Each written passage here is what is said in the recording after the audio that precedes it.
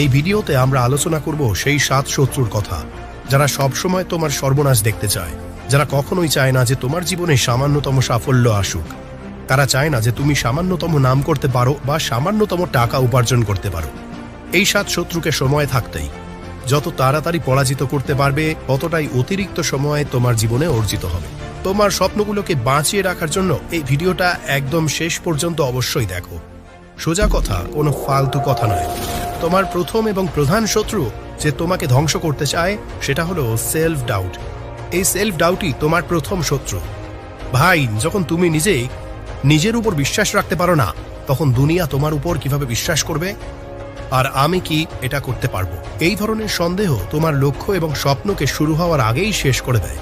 কারণ এতে তুমি তোমার লক্ষ্য পূরণের জন্য পরিশ্রম করাই শুরু করতে পারো না। তাই নিজের উপর সন্দেহ করা বন্ধ করো। নিজের উপর এতটা বিশ্বাস রাখো যে তুমি যা নিজের জন্য ভেবেছ তা তুমি যে কোনো পরিস্থিতিতেই পূর্ণ করতে পারবে। তোমাকে শুধু আশা ছাড়তে হবে না, তোমাকে হার মানতে হবে না। নিরন্তর নিজেকে পরবর্তী স্তরের সংগ্রামের জন্য প্রস্তুত করতে হবে। কারণ তুমি সেরা এবং শুধুমাত্র তুমি এটা করতে পারবে। নিজের উপর সন্দেহ করা বন্ধ করো এবং নিজেই নিজের জন্য অনুপ্রেরণা হয়ে ওঠো। তোমার লক্ষ্য, তোমার আবেগ এবং তোমার ড্রাইভিং ফোর্স হওয়া উচিত। তোমার ক্ষমতার উপর বিশ্বাস রাখো এবং পরিশ্রম চালিয়ে যাও। দ্বিতীয় শত্রু যে তোমাকে ধ্বংস করতে চায় সেটা হলো তোমার নিজের মন, তোমার কমফোর্ট জোন, যার তুমি দাস হয়ে গেছো। কারণ তোমার মন ইচ্ছা মতো চলে এবং তুমি তার দাস হয়ে পড়েছ। মন বলে আরাম করো, আর তুমি আরাম করতে বসে যাও। মন বলে ওয়েব সিরিজ দেখে নাও, রিল স্ক্রল করো, তখন তুমি মনের কথা মেনে মোবাইলে সময় নষ্ট করতে শুরু করো। কারণ তুমি তোমার মনের দাস হয়ে নিজেকে পুরোপুরি কমফোর্ট জোনে নিয়ে গেছো। তোমার কমফোর্ট জোনের এত অভ্যাস হয়ে গেছে যে এখন তুমি পরিশ্রম করতে বা কিছু নতুন করতে ভয় পাও। তুমি চাইলেও সেই কাজ করতে পারছো না যেটার জন্য তুমি এখানে এসেছো। যে কাজ করার কথা তুমি ভেবেছিলে, যে লক্ষ্য নিয়ে তুমি বসেছিলে, সেই লক্ষ্যটি আর এখন তোমার জীবনে নেই। তুমি তোমার লক্ষ্য থেকে এত দূরে সরে গেছো যে যদি আজ থেকে শুরু করো তবে 1 মাস কেটে যাবে এটা ভাবতে যে আসল কাজ কি ছিল এবং কেন তুমি এখানে এসেছিলে। কারণ ভাই, তুমি পুরোপুরি ভুলে গেছো। তুমি একদম ভিন্ন এক জগতে বাস করছো, যেখানে শুধু আরাম, সময় নষ্ট আর কমফোর্ট জোন চাই। তুমি শুধু মজা করেই সময় কাটাচ্ছ, কিন্তু তোমার এখনো ধারণা নেই যে তুমি যত বেশি আরাম আর মজায় জীবন কাটাচ্ছ, ততই এই সময় তোমার সর্বনাশ করতে চলেছে। তুমি এখন যতই মজা করো না কেন, তোমার লক্ষ্য পূরণের জন্য সময় কখনো থামবে না। সময় তোমাকে কখনো মনে করিয়ে দেবে না যে ভাই, তুমি এখানে অন্য কোনো কাজের জন্য এসেছিলে, আর এটা তোমাকেই নিজের জন্য মনে রাখতে হবে। আসলে তোমার সবচেয়ে বড় শত্রু তুমি নিজেই, আর তোমার ধূর্ত মন, যার কথায় তুমি চলে চলছো। অথচ তোমার মনের উপর তোমার নিয়ন্ত্রণ থাকা উচিত ছিল। তোমাকে তোমার মনকে বলতে হবে, আজকের এই লক্ষ্য আছে এবং এটা আমাকে করতেই হবে। অনেক ঘুমিয়ে নিয়েছি, অনেক আরাম করে নিয়েছি, এখন কাজে লেগে পড়ো। কিন্তু তুমি তা করছো না। কারণ তোমার মন শুধু আরাম চাইছে। সে কেন পরিশ্রম করতে চাইবে? তোমার মন তো চায় সবকিছু যেন পরিশ্রম ছাড়াই পেয়ে যায়। 100 শত্রু মিলে যতটা তোমার ক্ষতি করতে পারবে, তার থেকেও বেশি ক্ষতি তুমি একাই নিজের করছো। আর সময় নষ্ট করতে করতে মজা নিচ্ছ। তোমার মন, তোমার আত্মা, তোমার শরীর এত কমফোর্ট জোনে চলে গেছে যে যদি তুমি এখন তোমার মনকে নতুন কোনো কাজ দাও বা নতুন কোনো চ্যালেঞ্জ দাও, তবুও তৎক্ষণাৎ তোমার মনে প্রশ্ন উঠবে, কি আমি এটা করতে পারবো? 3 নম্বর শত্রু যে তোমাকে ধ্বংস হতে দেখতে চায় সেটা হলো এই সন্দেহ। এটা হলো তোমার অলস হয়ে যাওয়া কাজে বারবার দেরি করা। যেমন, আজ না হয় কাল করব, আজ একটু ঘুমিয়ে নিই, কাল থেকে পড়াশোনা করব, আজ আমি বন্ধুদের সাথে মজা করি, কাল থেকে নিশ্চয়ই 8 ঘন্টা পড়াশোনা করব। এবং তোমার এই কাজে দেরি করা, কালকের জন্য পিছিয়ে দেওয়ার অভ্যাস তোমাকে কখনোই তোমার লক্ষ্য সম্পর্কে চিন্তা করতে দেবে না। কারণ একবার যদি তোমার এই অভ্যাস হয়ে যায়, তাহলে তোমার আগামীকালও আসবে না। তুমি আজ ভাববে কাল করব, এবং কাল সকালে উঠে ঠিক যেমন সময় নষ্ট করেছো তেমনই করবে, যেমন তুমি মাসের পর মাস করে আসছো। কারণ তোমার কমফোর্ট জোনে থাকার অভ্যাস হয়ে গেছে। তুমি এখন পরিশ্রম করতে হয় পাও। তবে তোমাকে আজ এটা বুঝতে হবে যে তোমার স্বপ্ন তোমার নিজের পরিশ্রম ছাড়া পূর্ণ হতে পারবে না। কিন্তু একবার যদি সময় চলে যায় তোমার হাত থেকে, তখন তুমি চাইলেও পরিশ্রম করতে পারবে না, তোমার জীবনে সঠিক দিশা দিতে পারবে না। কারণ তখন তোমার উপর এত বেশি বোঝা এসে পড়বে যে প্রতিটি দিক থেকে চাপ থাকবে। তখন তুমি ভাববে, আরে আমি এটা কি করেছি? এখন তো আমার কিছু করার সময় নেই। কি করেছিলাম? কাশ ওই সময়টাতে সময় নষ্ট না করতাম। তাহলে ভাই, এই অলসতা এবং কাজ এড়ানো বন্ধ করো এবং আজকের লক্ষ্য আজই পূর্ণ করো। যদি আজকের নির্ধারিত লক্ষ্যটিতে একটু হলেও বাকি থাকে, তবে তোমার রাতে ঘুম আসা উচিত না, কারণ তুমি আজকের লক্ষ্য পূর্ণ করতে পারোনি। তোমাকে অন্তত এতটা টেনশন অনুভব করতে হবে। পঞ্চম শত্রু যে তোমাকে ধ্বংস করতে চায় সেটাই এই অজ্ঞতা। যে তোমাকে ধ্বংস করতে চায় তা হলো তোমার ব্যর্থ হওয়ার ভয়। ভাই, তুমি ভয় পাচ্ছ যে তুমি হয়তো ব্যর্থ হয়ে যাবে, কিন্তু তুমি কেন ভয় পাচ্ছ? তুমি তো শুরুই করনি এখন পর্যন্ত। আর যদি তোমার মধ্যে সাহস থাকে যে তুমি কিছু শুরু করতে পারো এবং তোমার লক্ষ্য পূরণের জন্য পরিশ্রম করতে পারো, তাহলে ব্যর্থ হওয়ার এত ভয় কেন?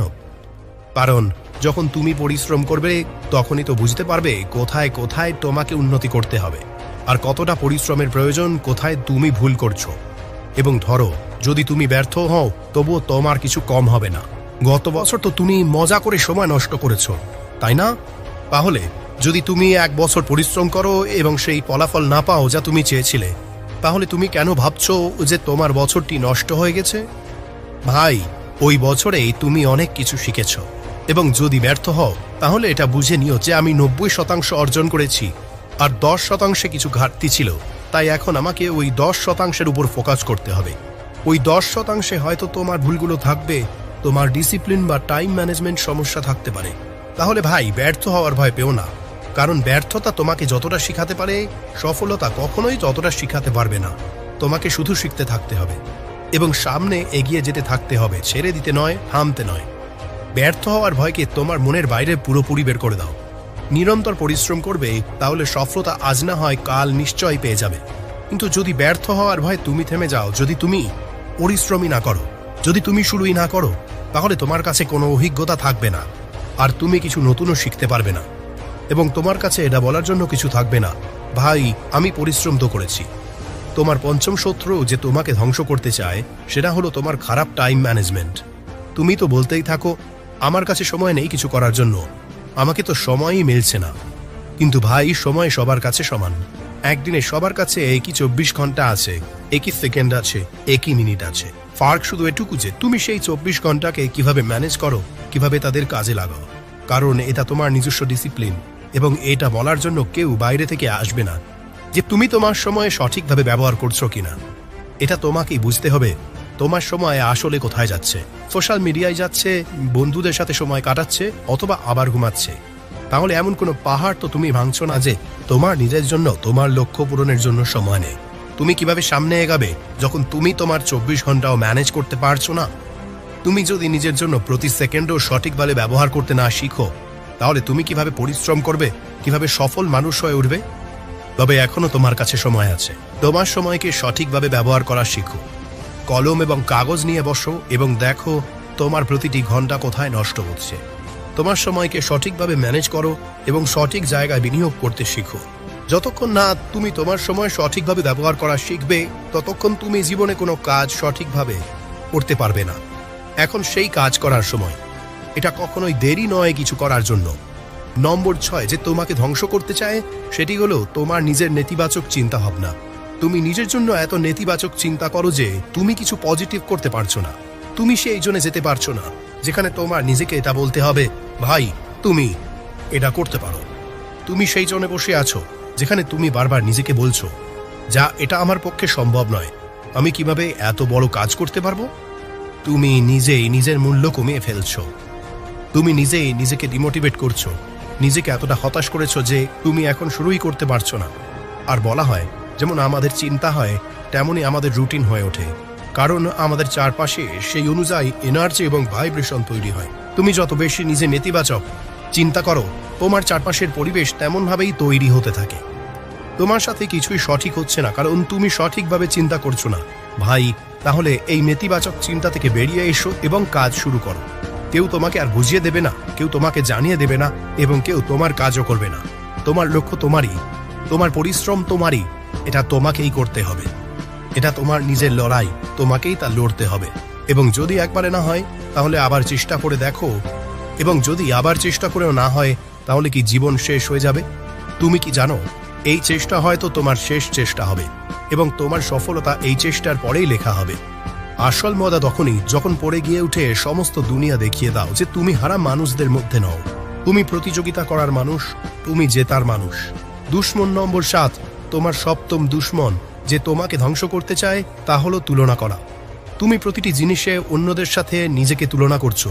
তার সাথে কেন এটা হলো, আমার সাথে কেন হলো না, তার সাথে এটা হলো, আমার সাথে কেন হলো না, সে সফল হলো, আমি কেন সফল হলাম না, তাকে সব কিছু মিলল, আমার কেন কিছু হলো না, সে তো আমার মতো পরিশ্রমও করছিল না, তাহলে তার আমার থেকে বেশি মার্কস কিভাবে হলো, সে আমার থেকে বেশি টাকা উপার্জন কিভাবে করলো। ভাই, তুমি তুলনা করতে এসেছো এখানে? তোমার তুলনা শুধু তোমার নিজের গতকালের সাথে হওয়া উচিত, যে তুমি কাল কি ছিলে, আজ কি আছো এবং কাল তুমি কি হতে চাও। তোমাকে শুধু তোমার অতীতের চেয়ে ভালো হতে হবে এবং অন্যদের সাথে নিজের তুলনা করার কোনো দরকার নেই। সবার সংগ্রাম, সবার ক্ষমতা, সবার ভাগ্য এবং সবার পরিস্থিতি আলাদা, ভিন্ন ভিন্ন হয়। তোমার মস্তিষ্ক, তোমার জীবন, তোমার লক্ষ্য, তোমার জীবন, এই সব কিছুই আলাদা। তাই তুলনা করা বন্ধ করে দাও। অন্যদের সফলতা দেখে কেন জ্বলছো তুমি? যদি তোমার মধ্যে শক্তি থাকে, তোমার ক্ষমতা থাকে, তাহলে তুমি অন্যদের সফলতা দেখবে না, বরং নিজের সফলতা দিয়ে তাদেরকে প্রদর্শন করো। তুমি তাদেরকে দেখাও তুমি কি করতে পারো। এমনভাবে তুলনা করে ক্ষোভে নিজের মন ছোট করে তুমি কি করতে পারবে। তারা তো শেষ পর্যন্ত এগিয়ে যাবে আর তুমি তখনও সেই জায়গায় রয়ে যাবে। তুমি ভাবো আধুনিক অর্ধেক পরিশ্রম করে তুমি সফল হয়ে যাবে। যতক্ষণ না তুমি তোমার পরিশ্রমের 100% তোমার লক্ষ্যকে দেবে, ততক্ষণ তুমি ভুলে যাও যে তুমি কখনো সফল হতে পারবে। আধা আধা চেষ্টা করে কখনো সফলতা মেলে না। সফলতা শুধুমাত্র তাদেরই মেলে যারা পূর্ণ পরিশ্রম, পূর্ণ নিবেদন এবং পূর্ণ শৃঙ্খলা নিয়ে কাজ করে। কারণ তাদের জানা থাকে যে যদি তারা সামান্য ভুল করে, তাহলে তারা তাদের লক্ষ্যে অনেক দূরে চলে যাবে। তাই নিজেকে বিশ্লেষণ করো। যদি তুলনা করতেই হয়, তাহলে সেটা এইভাবে করো যে গত বছর আমি এই ভুল করেছি এবং এবার আমি এই ভুলটা আর করব না। আমি আমার নিজস্ব ভুল থেকে শিখব, তাদের ওপর পরিশ্রম করব এবং যদি কিছু কম থাকে তবে সেগুলো পূর্ণ করব এবং অনেক কিছু বড় করে দেখাবো। শুধু এই তুলনা করা উচিত নিজের সাথে। নিজের শত্রু হওয়া বন্ধ করো, কাউকেই নিজের সাথে তুলনা করো না। শুধু এটা মনে রেখো যে কাল তুমি কি ভুল করেছিলে, তাতে মনোযোগ দাও। ভুলটা কেন হয়েছিল এই প্রশ্ন সব সময় নিজেকে করো, শিখো, তাকে পুনরাবৃত্তি করো এবং তাতে উন্নতি করো। তারপর এগিয়ে চলো। মানুষের ভিড়ে সামিল হওয়ার দরকার নেই। পৃথিবী থেকে এগিয়ে যেতে হলে পৃথিবী থেকে আলাদা কিছু করতে হবে। বসে বসে কিছু হবে না। তাই যেসব 7টি শত্রু তুমি তোমার মধ্যে পুষে রেখেছ, তাদের বের করে ফেলে দাও। কারণ যতক্ষণ তোমার ভিতরে নিজের শত্রু বসে আছে, ততক্ষণ তুমি সামনে এগোতে পারবে না। আর যদি তুমি এই ভিডিওটা দেখছো বা শুনছো, তো তুমি এটা বুঝে গেছো যে এইসব তোমার সাথেই কেন ঘটছে। কারণ তুমিও নিজে এই সব শত্রুর শিকার। মানে তোমার সবচেয়ে বড় শত্রু কোনো বড় মানুষ নয়, তুমি নিজেই। তোমার ধ্বংসের কারণ তুমি নিজেই। তো তাদের সাথে লড়ো, তাদের পরাজিত করো, তাদের হারিয়ে দাও। কারণ যখন তুমি নিজের ভিতরের শত্রুদের হারিয়ে ফেলবে, তখন তোমার সফলতায় কোনো বাধা আসবে না। তারপর দেখবে দেশের মধ্যে তুমি শুধু নিজের নাম নয়, পুরো পৃথিবীতে তোমার নাম উজ্জ্বল হচ্ছে। কারণ যে নিজের মনকে জয় করেছে, তাকে বুঝো সে পৃথিবীকে জয় করেছে। তো তোমাকে যদি জয় নিশ্চিত করতে হয়, তাহলে তুমি প্রথমে নিজের ভিতরের শত্রুদের হারিয়ে দেখো। তারপর কেউ তোমাকে আটকাতে পারবে না। ভিডিওটি ভালো লাগলে বন্ধুদের সাথে শেয়ার করো আর চ্যানেলটি সাবস্ক্রাইব করে আমাদের সাথে থাকো। যদি সময় থাকে তাহলে একটি লাইক করে দিও।